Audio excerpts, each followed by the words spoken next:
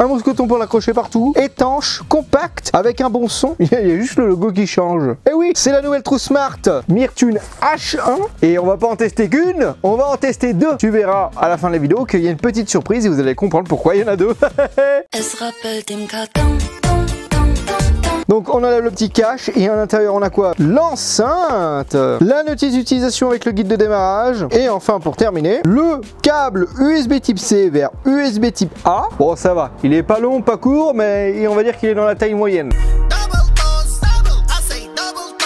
Bon, à quoi ressemblent ces enceintes? Eh oui, mon Claude, on est sur une belle inspiration de JBL, hein, voilà, on est à peu près sur la même forme avec des angles un peu plus rectangulaires. Le petit mousqueton, à l'arrière de l'enceinte, on retrouve une texture en silicone pour résister au choc, comme ça. Merde. Elle a bien pété un de ses coups, mon Claude, et là, regarde, il n'y a rien, mon pote. On a une texture un peu plus surélevée avec 4 petits tétons qui fait office de patin antidérapant pour éviter que l'enceinte tourne. Sur chaque côté de l'enceinte, on a une texture grillagée qui donne un peu un style plutôt sympa à l'enceinte, un style baroudeur. À l'avant, on a une grille acoustique tressée en tissu avec le logo de la marque Trousse Smart, le bouton volume plus moins et play pause. Également, on a 5 petites LED qui nous indiqueront le pourcentage de batterie et une pour nous indiquer que l'enceinte est en mode appairage. Sur le dessous, on a le port USB type C qui sert à recharger l'enceinte, des boutons légèrement bombés rétroéclairés, power et Bluetooth. L'enceinte existe en deux coloris, bleu ou noir. Bon, pour ma part, j'ai pris tout du noir parce que moi j'aime bien la sobriété, mais ça aurait été sympa de tester du bleu aussi, mais bon, c'est pas grave. Bon, le design je le trouve plutôt sympa. J'aurais aimé plus de coloris, plus de fantaisie, un peu comme JBL, hein. D'ailleurs, on est sur une enceinte qui pèse 273 grammes, donc un petit peu plus que 2 yaourts Danone. C'est plutôt pas mal. En termes de connectivité, l'enceinte est équipée du Bluetooth 5.3 SBC et en plus, avec ceci, on a une application Trousse Smart. Oui, mon Claude, une petite enceinte comme ça qui est équipée d'une application. Voilà comment se présente l'application. Le bouton play pause, musique suivante, musique précédente. Si on switch de droite à gauche, on a les différents equalizers. Sound pulse, basse profonde, classique, rock. Personnalisé avec un equalizer 5 bandes. Tu as le mode d'appairage stéréo. Si j'allume la deuxième, et voilà mon Claude. Regarde, on a un petit son sympatoche qui nous indique que les deux enceintes sont appairées entre elles.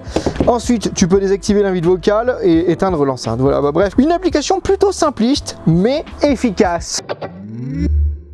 Alors on est sur une conception acoustique, une voix avec un haut-parleur large bande qui fait 8 watts RMS. Alors à premier abord on pourrait croire que c'est une enceinte close, mais que nenni mon Claude, parce qu'on a un radiateur passif de chaque côté de l'enceinte comme tu peux le voir. Alors ce qui est bizarre c'est qu'ils sont bien planqués ces enculés. Ouais, on a deux radiateurs passifs de chaque côté. Alors je ne comprends pas la méthode de Trousse Smart, pourquoi ils n'ont pas fait une grille acoustique de chaque côté pour libérer les basses, parce que là du coup les basses elles sortent juste du dessus comme ça, elles sont un peu atténuées quoi. Et en termes de fréquence elle descend jusqu'à du 70 Hz et ça monte jusqu'à du 20 kHz. Et en termes de comparaison, on a la Clip 4 qui descend jusqu'à du 100 Hz. Donc on aura plus de basses que la Clip 4 sur le papier, je précise.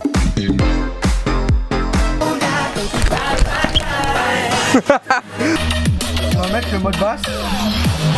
Simple. Ah, on bouge un petit peu les aigus, les basses. Basse profonde.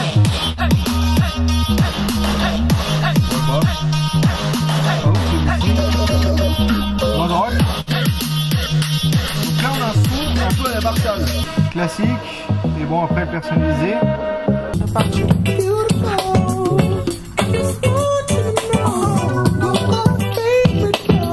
Pour la taille, moi je trouve que ça va en fait. C'est pas gueulard.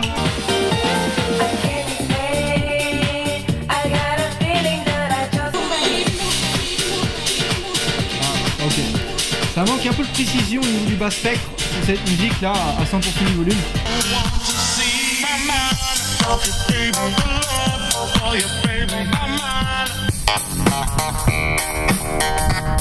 J'ai trop matrixé, bien pas sympathisé. J'ai pas de EP, j'ai jamais fait lycée. Je préférais les citer d'ailleurs.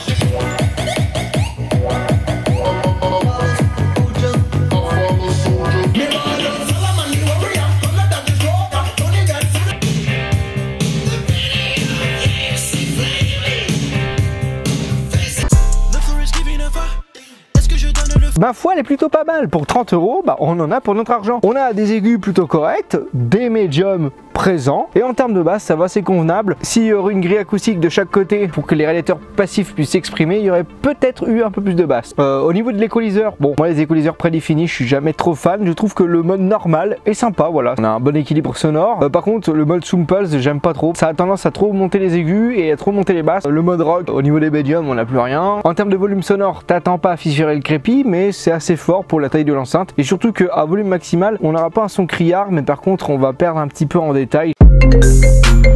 Bon mon Glo, l'enceinte est équipée du kit main libre, c'est-à-dire que je propose qu'on le teste pour voir. Le son n'est pas étouffé, le son est net. Le son est net. Ok, parfait. Bon bah merci à toi Jean. Amuse-toi bien. Merci, allez, ciao à toutes. Ciao.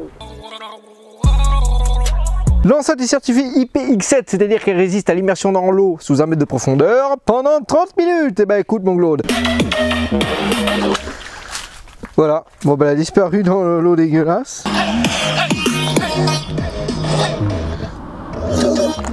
Bon elle flotte pas l'enceinte hein. Le constructeur annonce 20 heures d'autonomie, ce qui est en soi plutôt et pas mal du tout, voire incroyable pour la taille de l'enceinte. Quand tu sais que JBL annonce ses 10 heures sur la Clip 4, là on est 2 fois plus. Moi j'ai tenu 15 heures d'autonomie. Mais 15 heures pour la taille de l'enceinte, bah c'est pas mal du tout. On a un excellent rapport qualité-prix pour la taille de l'enceinte, pour les performances. Mais pour ceux qui n'ont pas du tout les moyens de l'acheter, bah vous inquiétez pas, Dirty Llama est là pour vous. Je vous propose de participer au concours pour gagner cette Tribit, hein. Ça sera ce modèle là, ce sera pas l'autre qui allait dans l'eau, vous inquiétez pas. Pour ça c'est très simple, il suffit de donner ton avis sur l'enceinte et sur la vidéo dans les commentaires en mettant entre parenthèses le nom de la marque hein. Et le résultat du concours sera la semaine prochaine et le gagnant sera affiché. Allez, Harvey.